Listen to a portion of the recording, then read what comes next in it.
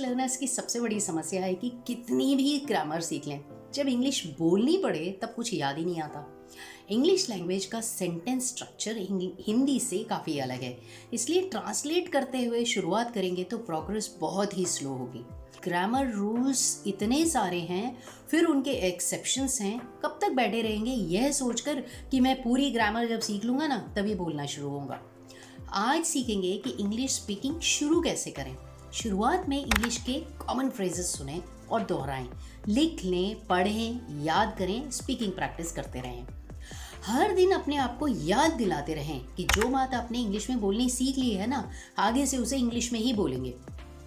Clearly और खुलकर बोलें। छोटी मोटी गलती से कोई फर्क नहीं पड़ता। सिंपल वर्ड्स और फ्रेजेस तो लोग समझ ही लेते हैं, और लोग आपकी बात समझ आए यही इंपॉर्टेंट है ना। जब कोई फॉरेनर टूटी फूटी हिंदी में आपसे बात करता है तब क्या आप उसकी ग्रामर पर ध्यान देते हैं? नहीं ना, आप उसकी बात को समझने की कोशिश करते हैं। ग्रामर सीखनी तो है, लेकिन कितनी और कैसे यह जानना है। यह जानना बहुत ज़रूरी है। सबसे पहले verbs and forms of verbs को समझें। सिंपल रूल्स को समझने की कोशिश करें, जैसे कि मैं रोज़ चावल खाता हूँ के लिए आई ईट राइस बोलना है, आई ईट राइस डेली। और मैं चावल खा रहा हूँ, आई एम ईटिंग राइस बोलना। डेली वाली बात के लिए ईट बोला, और जो अब चल रहा है वहाँ ईट से ईटिंग बोला। और यही अगर मैं की जगह हम होता तो आई एम की जगह वी आर ईटिंग बोलते। इसका मतलब है आपको ग्रामर के रूल्स सीखने हैं कि I we you they he she it के साथ is am are was were में से कब क्या बोलना है। बीते हुए कल यानी पास्ट की बात है, जैसे मैंने कल चावल खाए, आई एट राइस यस्टरडे। ईट की पास्ट फॉर्म एट मालूम होनी चाहिए।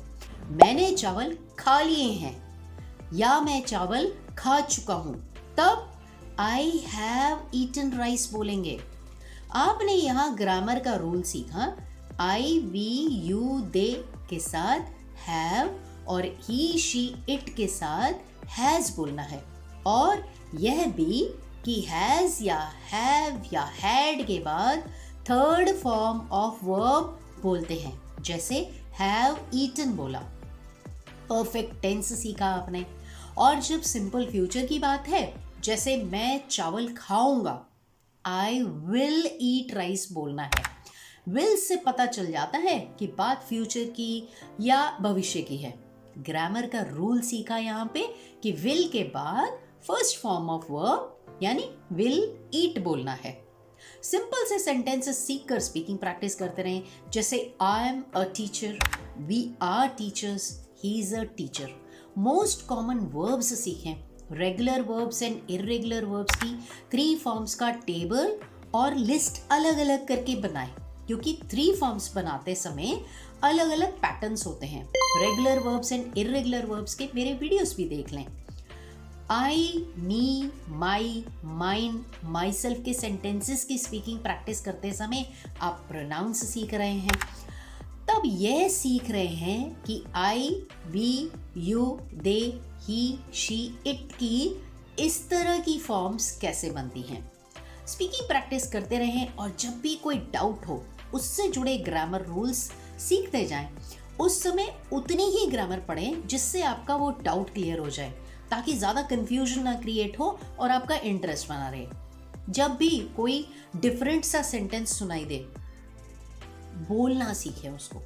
Listen and repeat, read and read aloud, read many times, speak many times. Speaking practice इतनी अधिक करें कि आपको इंग्लिश बोलने की और कानों को इंग्लिश सुनने की आदत हो जाए। मेरे बहुत से वीडियोस हैं, आप वर्ब्स, सिंपल सेंटेंसेस ये सब फॉलो कर सकते हैं। आज बताए गए मेथड से एक बार फिर से वो वीडियोस के साथ स्पीकिंग प्रैक्टिस करें। ग्रामर सीखने से जुड़ी और भी टिप्स होंगी आने वाले वीडियोस में। अगर आज का वीडियो हेल्पफुल लगा है तो लाइक एंड शेयर कर दें। चैनल पर नए हैं तो आप सब्सक्राइब कर लें। Take care, bye bye.